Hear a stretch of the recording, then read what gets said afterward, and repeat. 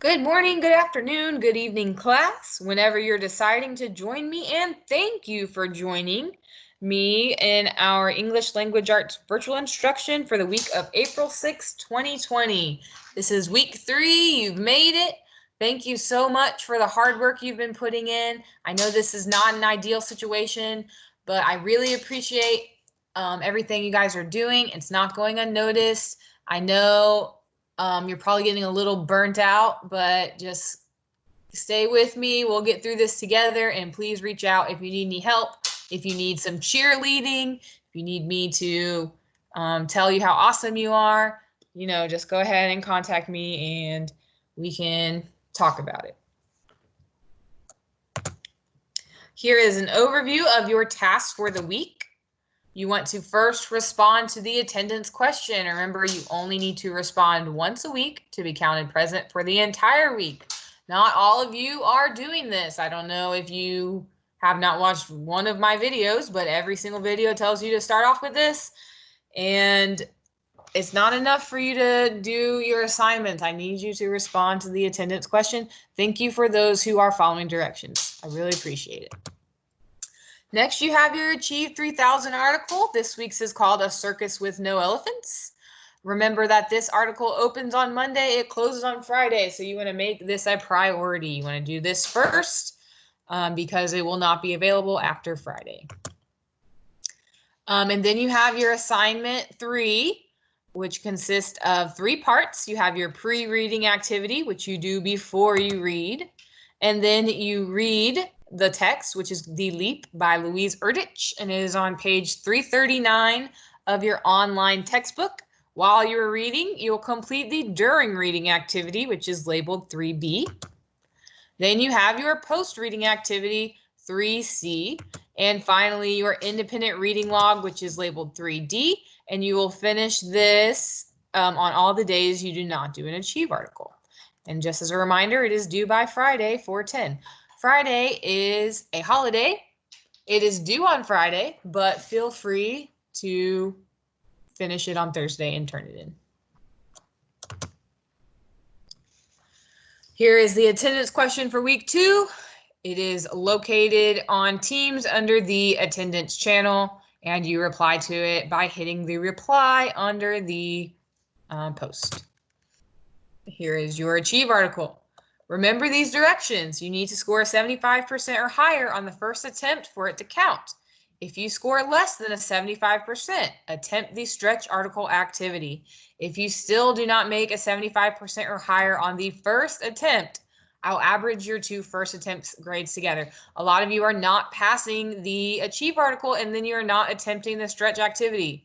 You need to do both in order for it to count. If you are just failing the regular activity, I'm going to start not giving you credit for it. So please, please, please follow directions. Okay, so last week we began our unit on survival, which you should remember is defined as the state or fact of continuing to live or exist, typically in spite of an accident, ordeal, or difficult circumstance.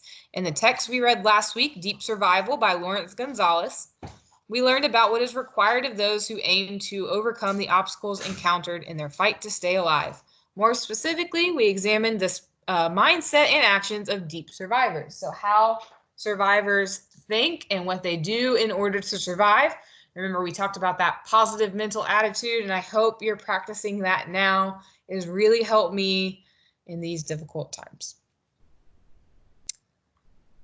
This week, we will continue with the focus on survival in the midst of danger and of a dangerous adventure. We'll learn about the concept of survival through the lens of a true risk taker, Anna Avalon, a former trapeze performer, and her persistence to survive against all odds. As a part of your warm-up activity, let's view the YouTube clip, which is going to show us exactly what a trapeze performer does. Take a look at how one dangerous stunt went terribly wrong, but it could have went worse. Please watch the video, and after you're done, join me in the assignment for the pre-reading activity. As you already know, strong readers always aim to understand the full meaning of what is written and build personal connections with the text. With this in mind, pause here, and when you come back, access assignment 3. All right, welcome back. So many of you are having trouble locating the assignment.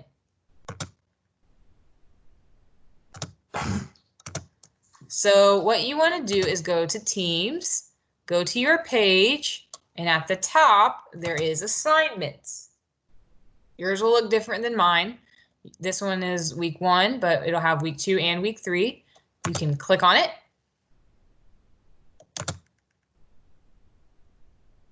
It has the PowerPoint that we are looking at now, and it has the assignment. You can hit Edit Document, and then you'll upload it back to Teams. It's easier for me to grade if you upload it back to Teams, because it tells me when you turn it in. I can put feedback and what score you got and give it right back to you and put it in the grade book. When you email it to me, it gets lost in the sea of emails I received on the daily. So it's just better if you upload it to Teams. I understand it's not always working, and in that case, email it to me, but I want the email to be your last resort. Okay, so let's go to our assignment 3A. Follow along as I read the directions for the activity. Review the following quote to ponder, scene to imagine, and question to consider. In the space below, write your response to the highlighted question to consider. This is our quote to ponder. My mother once said that I'd be amazed at how many things a person can do within the act of falling.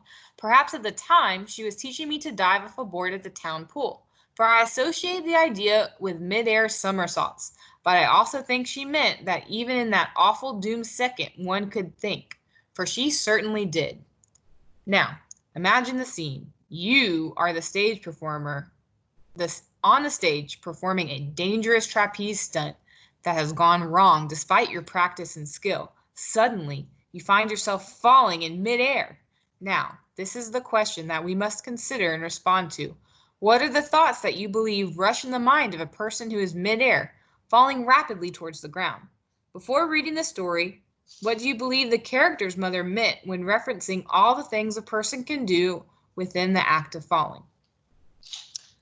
Remember, you are submitting only once all parts of the document, A, B, C, and D, after they have been completed. Okay, take 6 to 8 minutes to think through and complete the activity before you jump into the text with me. When you're done, join me back in the slideshow. You may pause here.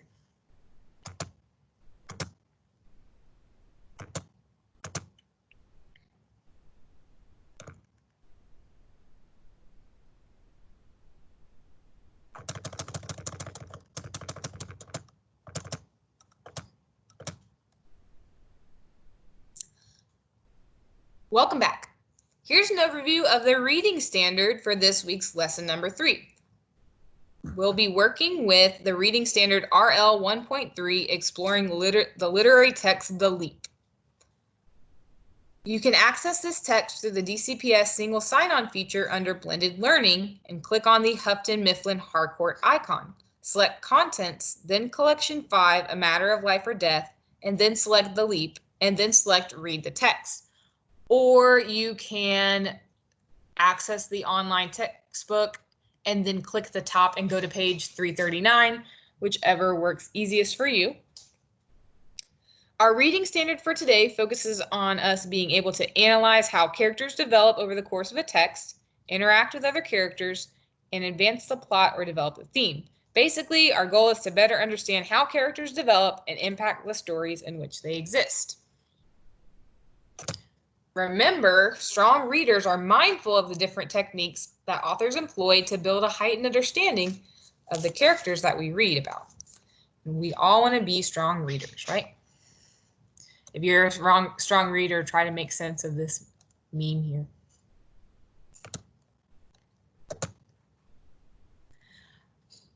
So this is what you should know. Characterization is the process by which the writer reveals the personality of a character.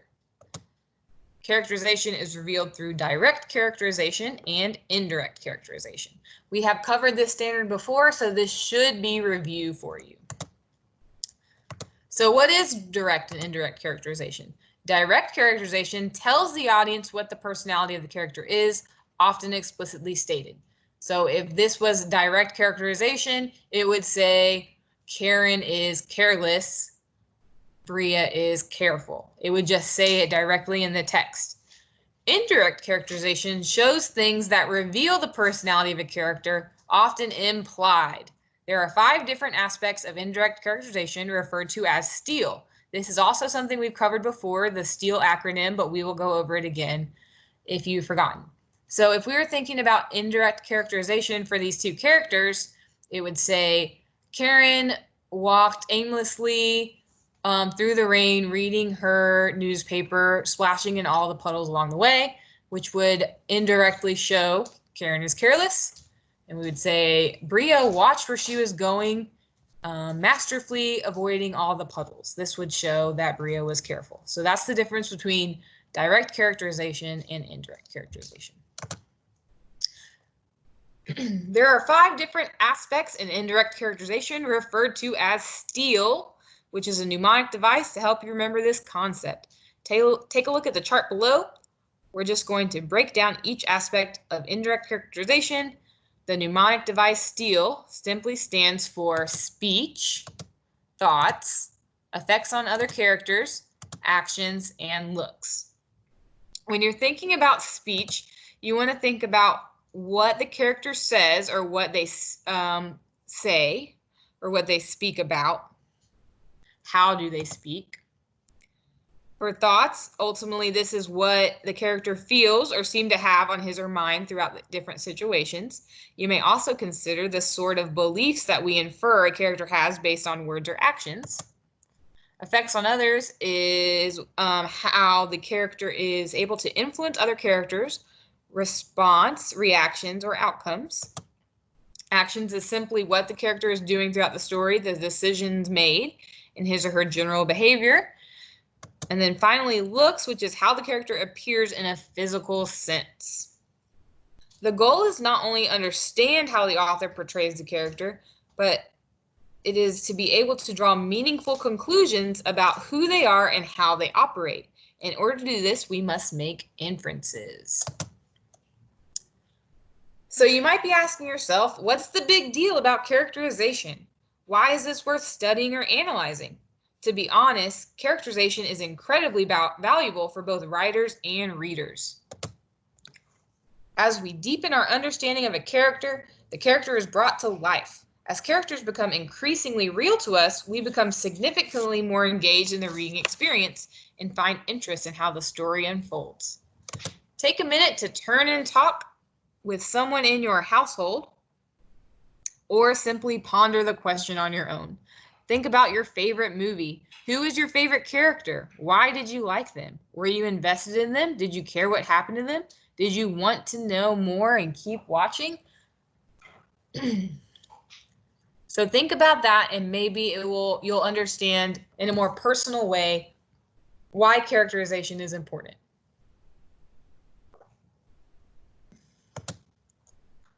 Now let's take a look about what we should be able to understand upon reading The Leap. Here's our essential question. How does Louise Erdrich characterize Anna Avalon in The Leap? In answering the overarching question, we must establish a clear purpose for reading, which is to determine what we can learn about Anna Avalon through the character's description of her speech, thoughts, effects on others, actions, and looks, which would be the elements of indirect characterization. While reading, we also want to be reflective of the relationship between this story, The Leap, and last week's text, Deep Survival. Please locate assignment 3 and prepare to complete the activity labeled assignment 3B while reading along with me. I'm going to model the skill of tracking character development with you through a few examples. You're encouraged to split your screen for easy navigation between the text and the graphic organizer. So I'm going to show you guys again how to access the online textbook. So you go to DCPS's website, popular links, blended learning. Scroll down to Houghton Mifflin Harcourt or my.hrw. Log on using your single sign-on. And you should have one labeled Student eBook. And then you can go through the table of contents by going to Collection 5, A Matter of Life or Death, and going to the LEAP. Read the text. Or you can just put page 339 in the top, which I think is easier. Now I'm going to make my page bigger so that it is easier to read by changing the page view and doing the continuous page. This might be a little too big.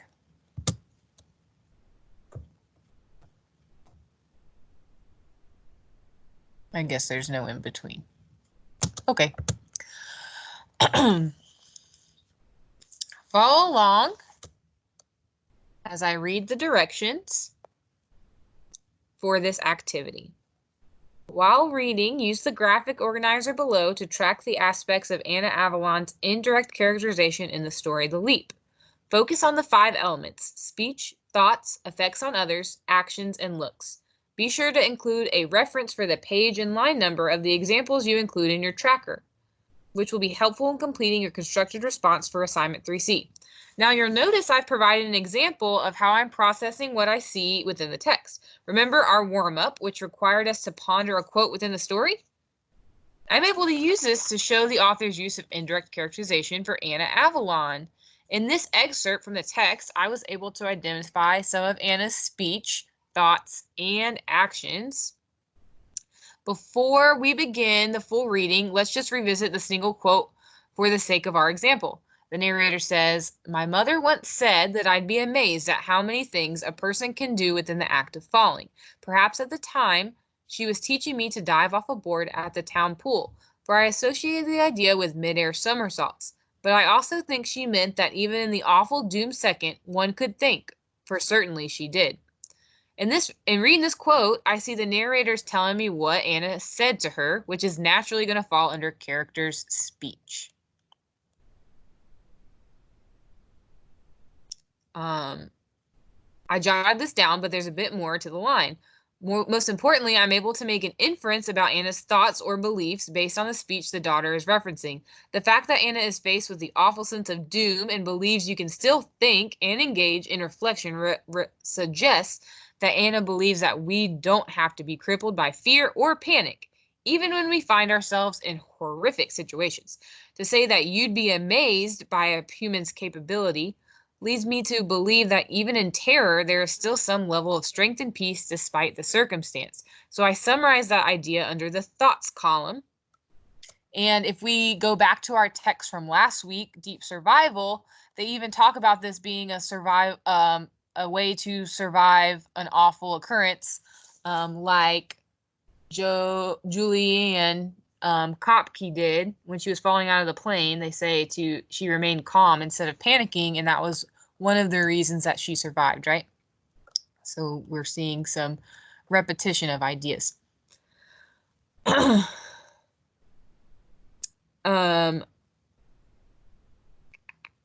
So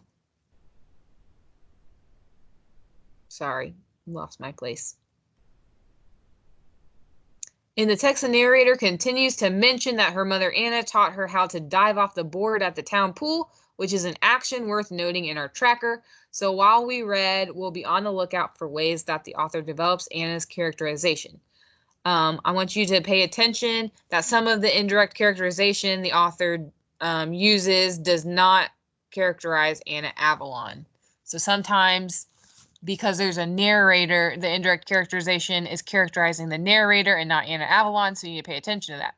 Another note is these examples are not already on your graphic organizer, but if you watch this video, please copy these down because I will give you a significant amount of extra credit A lot of people have not been watching the guided videos and they've been struggling with the assignment. So for you that are following the directions, if you write these down into your graphic organizer and I see them, I will give you a significant amount of extra credit, which will give you a head start to quarter 4. So thank you so much for following directions and watching my guided instruction. I really appreciate it, and I will be rewarding you.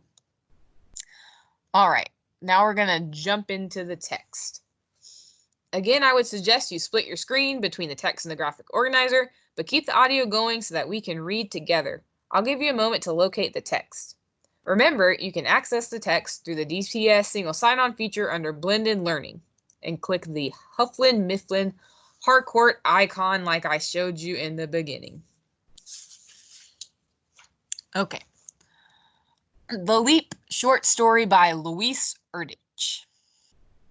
My mother is the surviving half of a blindfold trapeze act. Not a fact that I think about much even now that she is sightless. The result of encroaching, and remember you can press on these to see the definition, gradually intrude upon or invade. So the result of invading and stubborn cataracts. I don't know if you know what cataracts are, but a lot of older people get them. They go into your eye and they make you go blind. So the mother is going blind, which is, we're going to find out. Lightly touching her way along walls and running her hands over knickknacks, books, the drifts of a grown child's belongings and cast-offs. She never upset an object or as much as brushed a magazine on the floor. She has never lost her balance or bumped into a closet door left carelessly open. It has occurred to me that the cat-like precision of her movement in old age might be the result of her early training, but she shows so little of the drama or flair one might expect from a performer that I tend to forget the flying Avalons. So we're finding out here that her mother is Anna, who we are characterizing. And we want to add into the actions part of our graphic organizer that even though she's blind, she never runs into anything. And then you want to think about what that shows you about Anna's characterization. It occurred to me, oh, we already did that part, sorry. She had kept no sequined costumed, no photographs, no flyers or posters from that part of her youth. I would in fact tend to think that all memory of double somersaults and heart-stopping catches had left her arms and legs, were it not for the fact that sometimes, as I sit sewing in the room of the rebuilt house in which I slept as a child, I hear the crackle, catch a whiff of smoke from the stove downstairs, and suddenly the room goes dark. The stitches burn beneath my fingers, and I am sewing with a needle of hot silver, a thread of fire. So this seems a little strange here. And when you see something that doesn't really make sense, it's most likely going to be foreshadowing something that happens later in the text. So keep this in mind, that she hears crackle, catches a whiff of smoke, and her thread turns into hot fire. So maybe that is foreshadowing a fire later in the text. I owe her my existence 3 times. I think this is a very important quote because it shows an effect on others. So the daughter thinks that she owes Anna Avalon her existence 3 times, and that reveals something about Anna, but we want to put that effect on others in this graphic organizer. The first when she saved herself. I think it's also important that she saved herself. No one saved her. She had to save herself, which is an action you want to add to your graphic organizer. In the town square, a replica tent pole, cracked and splintered, now stands cast in concrete. It commemorates the disaster that put our town smack on the front page of the Boston and New York tabloids. It is from those old newspapers, now historical records, that I get my information. Not from my mother, Anna of the Flying Avalons, nor from any of her in-laws, nor certainly from the other half of her particular act, Harold Avalon, her first husband. In one news account, it says, "The day was mildly overcast, but nothing in the air or temperature gave any hint of the sudden force with which the deadly gale would strike. I have lived in the West, where you can see the weather coming for miles, and it is true that out here we are at something of a disadvantage. When extremes of temperature collide, a hot and cold front, winds generate instantaneously behind a hill and crash upon you without warning. That, I think, was the likely situation on that day in June. People probably commented on the pleasant air, grateful that no hot sun beat upon the striped tent that stretched over the entire center green. They bought their tickets and surrendered them in anticipation. They sat. They ate caramelized popcorn and roasted peanuts. There was time before the storm for 3 acts. The white Arabians of Alcazar rose on their hind legs and waltzed. The mysterious Bernie folded himself into a painted cracker tin, and the Lady of the Mist made herself appear and disappear in surprising places. As the clouds gathered outside unnoticed, the ringmaster cracked his whip, shouted his introduction, and pointed to the ceiling of the tent where the flying Avalons were perched. They loved to drop gracefully from nowhere, like 2 sparkling birds, and blow kisses as they threw off their plumed helmets and high-collared capes. They laughed and flirted openly as they beat their way up again on the trapeze bars. In the final vignette, or brief scene, of their act, they actually would kiss in midair, pausing, almost hovering as they swooped past one another. On the ground, between bows, Harry Avalon would skip quickly to the front row and point out the smear of my mother's lipstick just off the edge of his mouth. They made a romantic pair, all right, especially in the blindfolded sequence. So I think this description of their act definitely reveals something about Anna's characterization. So I would add that into the actions part of your graphic organizer, their act. And then after you add it in, I want you to think about what this action reveals about Anna. How does it define what kind of character she is or who she is as a character? That afternoon, as the anticipation increased, as Mr. and Mrs. Avalon tied sparkling strips of cloth onto each other's face, and as they puckered their lips in mock kisses, lips destined never again to meet, as one long, breathless article put it, the wind rose, miles off, wrapped itself into a cone, and howled. There came a rumble of electrical energy, drowned out by the sudden roll of drums. One detail not mentioned by the press, perhaps unknown, Anna was pregnant at the time, 7 months and hardly showing. Her stomach muscles were that strong. It seems incredible that she would work high above the ground when any fall could be so dangerous. But the explanation, I know from watching her go blind, is that my mother lives comfortably in extreme elements. So we are finding out more about the character, and I want you to add it to your graphic organizer.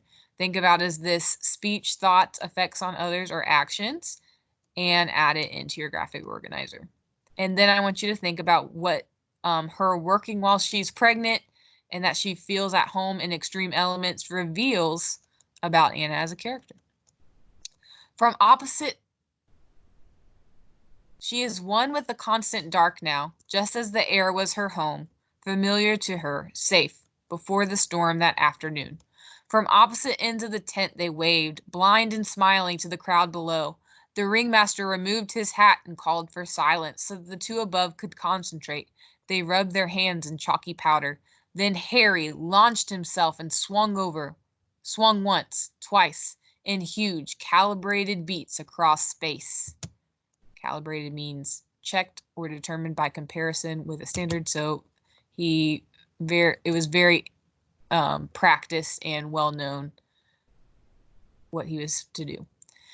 He hung from his knees, and on the 3rd swing stretched wide his arms, held his hand out and received his pregnant wife as she dove from her shining bar.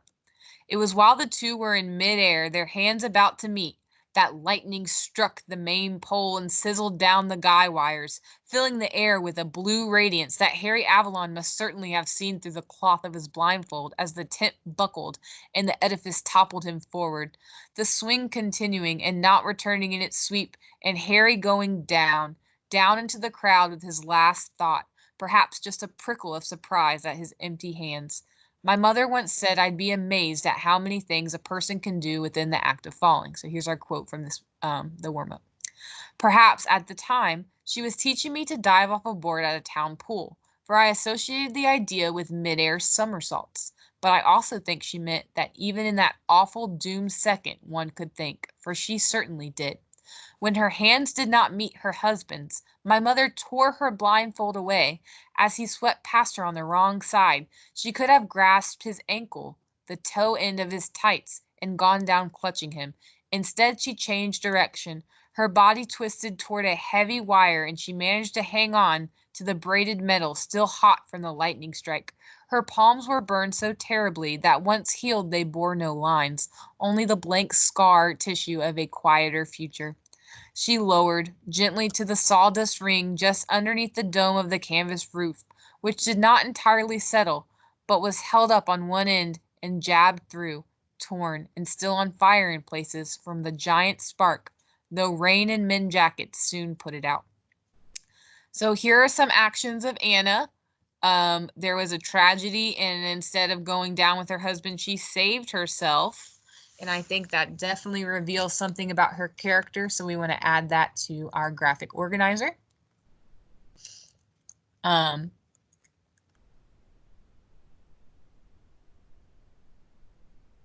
was I going to say about this? It's a pretty insane trapeze act gone wrong, right? She lost her husband. She burned her hand so bad they no longer had lines. She got caught up underneath the tent. Pretty harrowing act, if I do say so myself. Okay. 3 people died, but except for her hands, my mother was not seriously harmed until an overeager rescuer broke her arm in releasing her, and also, in the process, collapsed a portion of the tent bearing a huge buckle that knocked her unconscious. So she was perfectly fine, and then the person rescuing her broke her arm and also collapsed part of the tent on her. That's pretty awful.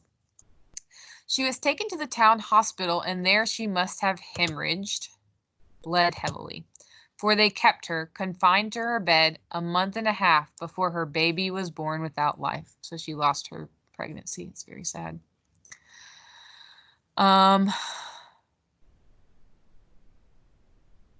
We'll keep going. Harry Avalon had wanted to be buried in the circus cemetery next to the original Avalon, his uncle, so she sent him back with his brothers. The child, however, is buried around the corner, beyond this house and just down the highway. Sometimes I used to walk there just to sit. She was a girl, but I rarely thought of her as a sister, or even as a separate person, really. I suppose you could call it an egocentrism of a child.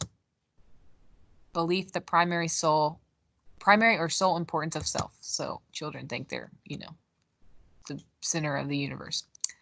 Of all young children, but I consider her a less finished version of myself. When the snow falls, throwing shadows among the stones, I can easily pick hers out from the road, for it is bigger than the others and in the shape of a lamb at rest, its legs curled beneath. The carved lamb looms larger as the years pass, though it is probably only my eyes, the vision shifting, as what is close to me blurs and distance sharpens. In odd moments, I think it is the edge drawing near, the edge of everything, the unseen horizon we do not really speak of in the eastern woods. And it also seems to me, although this is probably an idle fantasy, that the statue is growing more sharply etched, as if instead of weathering itself in the porous mass, it is hardening on the hillside with each snowfall, protecting itself. It was during her confinement in the hospital that my mother met my father. He was called in to look at the set of her arm, which was complicated.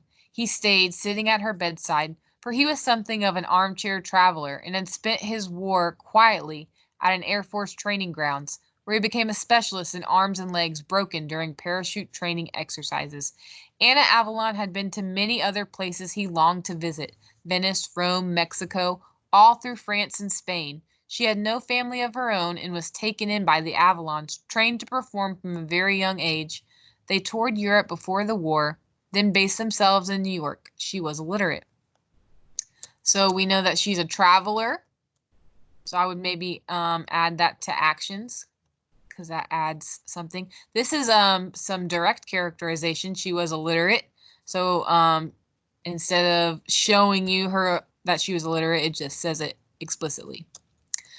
It was in the hospital that she finally learned to read and write, as a way of overcoming the boredom and depression of those weeks. And it was my father who insisted on teaching her. In return for stories of her adventures, he graded her first exercises. He bought her first book, and over her bold letters, which the pale guides of the penmanship pads could not contain, they fell in love. So I think it's important to add this detail to our graphic organizer. She told him her adventures, and he taught her how to read and write, and they fell in love, right? So that reveals something of her, about her character. I wonder if my father calculated the exchange he offered, one form of flight for another. For after that, and for as long as I can remember, my mother has never been without a book, until now, that is, and it remains the greatest difficulty of her blindness. Since my father's recent death, there is no one to read to her, which is why I returned, in fact, from my failed life where the land is flat. I came home to read to my mother, to read out loud, to read long into the dark if I must, to read all night. So I think both of these details could be added to effect on others. So she affected the father, they fell in love. He taught her to read and write. And then the daughter came back to live with the mother to read to her.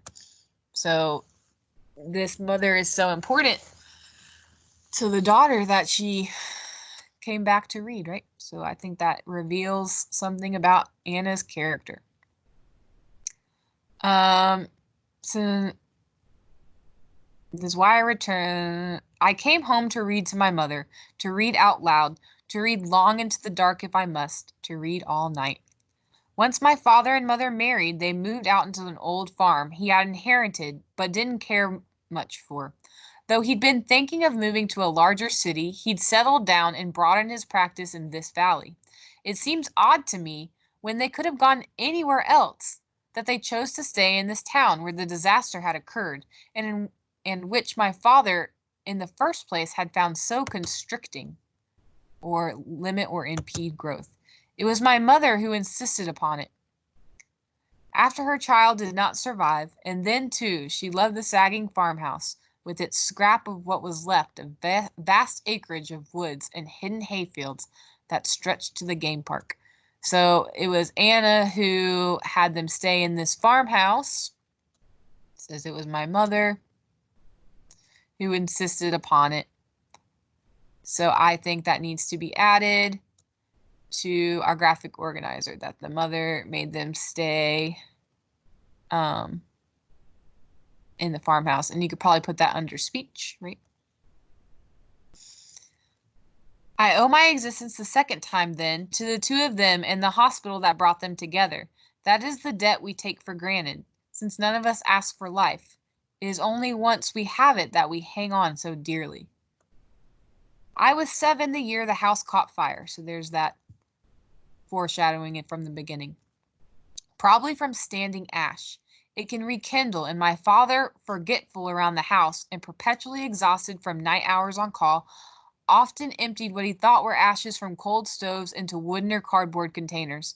The fire could have started from a flaming box, or perhaps a buildup of creosote, a flammable oily byproduct of burning carbon-based fuels like coal, peat, or wood. Inside the chimney was the culprit. It started right around the stove, and the heart of the house was gutted. The babysitter, fallen asleep in my father's den on the first floor, woke to find the stairway to my upstairs room cut off by flames. She used the phone, then ran outside to stand beneath my window. When my parents arrived, the town volunteers had drawn water from the fire pond and were spraying the outside of the house, preparing to go inside after me, not knowing at the time that there was only one staircase and it was lost. On the other side of the house, the superannuated. So that means obsolete, ready for entire retirement. So basically useless. Extension ladder broke in half. Perhaps the clatter of it falling against the walls woke me, for I'd been asleep up until that point. As I soon awakened in the small room that I now used for sewing, I smelled the smoke. I followed things by the letter then, was good at memorizing instructions, and so I did exactly what was taught in the second grade home fire drill. I got up. I touched the back of the door before opening it. Finding it hot, I left it closed and stuffed my rolled-up rug beneath the crack. I did not hide under my bed or crawl in my closet. I put on my flannel robe, and then I sat down to wait. So I remember this from elementary school when they teach you if there's a fire in the house to touch the door, and if it's hot to put a towel underneath. So that's really funny. I wonder if you guys had the same experience. Let me know in the comments if you had the same experience as I did. Outside, my mother stood below my dark window and saw clearly that there was no rescue. Flames had pierced one side wall, and the glare of the fire lighted the massive limbs and trunk of the vigorous old elm that had probably been planted the year the house was built, 100 years ago at least. No leaf touched the wall, and just one thin branch scraped the roof. From below, it looked as though even a squirrel would have had trouble jumping from one tree onto the house, for the breadth of that small branch was no bigger than my mother's wrist. So we haven't seen much about the looks of her mother, but the branch is no bigger than the mother's wrist. So we're seeing the mother as like a skinny person. So I would add that to looks. Standing there beside my father, who was preparing to rush back around the front of the house, my mother asked him to unzip her dress. When he wouldn't be bothered, she made him understand. He couldn't make his hands work. So she finally tore it off and stood there in her pearls and stockings. She directed one of the men to lean the broken half of the extension ladder up against the trunk of the tree. In surprise, he complied, which means obeyed instruction. She ascended. She vanished. Then she could be seen among the leafless branches of late November as she made her way up and along her stomach, inched the length of the bough that curved above the branch and brushed the roof. So there's another look. She tore her clothes off. And this is also action. So she realized no one was going to save her daughter. So she decided to take it into her own hands and climb up the tree. And the dad was so flustered he couldn't even make his hands work. So it's showing a lot about her character in these actions. Once there, swaying, she stood in balance. There are plenty of people in the crowd, and many who still remember, or think they do, my mother's leap through the ice-dark air toward the thinnest extension, and how she broke the branch falling so that it cracked in her hands, cracked louder than the flames as she vaulted with it toward the edge of the roof, and how it hurtled down end over end without her, and their eyes went up again to see where she had flown. So here's an effect on others. It says they were putting people in the crowd, and many who still remember or think they do, my mother's leap. So you want to add that to effects on others. How do you think they were thinking, and what do you think that her effect reveals about her character? I didn't see her leap through air, only heard the sudden thump and looked out my window. She was hanging by the backs of her heels from the new gutter. So she was hanging upside down from their gutter. What is going on?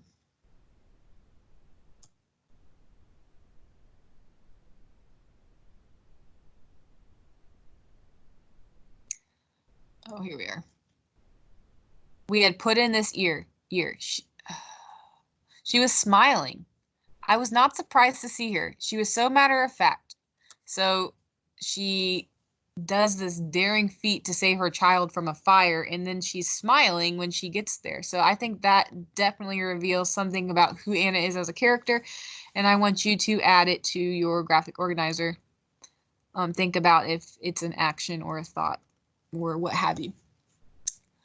She tapped on the window. I remember how she did it too. It was the friendliest tap, a bit tentative or without confidence, cautiously, as if she was afraid she had arrived too early at a friend's house. So it would be like a really soft tap, like. So I think that also reveals something about her character. You want to add it to your graphic organizer.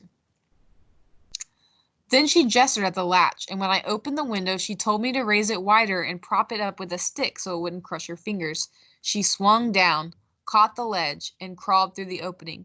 Once she was in my room, I realized she had on only underclothing, a bra of the heavy stitch cotton women used to wear, and step-in lace-trimmed drawers.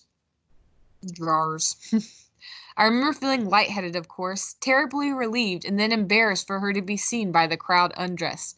So this woman just did her trapeze act on the house, saving her daughter from a fire. She was like upside down and then swung down into the window ledge. Very cool.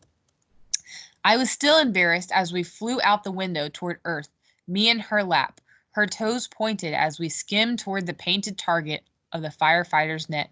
I know that she's right. I knew it even then. As you fall, there is time to think. So that's an effect on a character. Curled as I was against her stomach, I was not startled by the cries of the crowd or the looming faces. The wind roared and beat its hot breath at our backs. The flames whistled. I slowly wondered what would happen if we missed the circle or bounced out of it. Then I wrapped my hands around my mother's hand. I felt the brush of her lips and heard the beat of her heart in my ears, loud as thunder, long as roll of drums. All right, so hopefully you finish your graphic organizer and you have a good idea from this indirect characterization who Anna is as a character. Hopefully you enjoyed reading the text. I know I did. This is incredibly relevant text for our lives today, especially as we conquer this global pandemic. This woman was able to survive so many different perils, right? So we can get through this. Now, if you're ready to move forward, you're all set to complete the last part of the assignment, which is assignment 3C, and please locate that now. Follow along as I read the directions. Based on Reading the Leap by Louise Erdrich, how does the author characterize Anna Avalon in The Leap? You are encouraged to utilize your graphic organizer to assist in crafting your response. Be sure to use the RCCC's writing strategy shown below to build your response. Your thoroughly written paragraph should be approximately 10 to 12 sentences. You don't have to label your sentences or separate them into chunks like the model shows. Keep it all thoughtfully crafted into one coherent paragraph. This assignment should take approximately 20 to 30 minutes to complete if you have effectively completed Part 3B while reading. Good luck. When in doubt, refer to your guide and think back to all of our practice while we were on campus before spring break.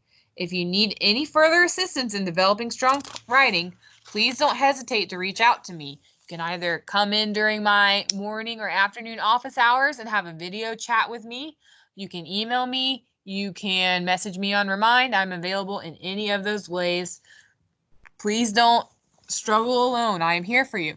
And do notice that it's not RCCs, it is RCCCs. So you're going to have 3 pieces of evidence and you're going to get rid of explain what and just explain how the evidence reflects your understanding of Anna as a character, right? So follow this guide to make your coherent paragraph. Remember, so take 20 to 30 minutes to write this paragraph. It is not a quick little assignment. You need to think critically and use your time wisely. If I don't see good responses, I'm going to start giving you more work because this isn't a lot to get done in a week. And if you're not taking it seriously, then I have to, make up supplemental activities. All right, so now we're on assignment 3D, the reading log. Remember to complete your reading log each day. You do not do an achieve article. and once on Thursday, because Friday is a holiday.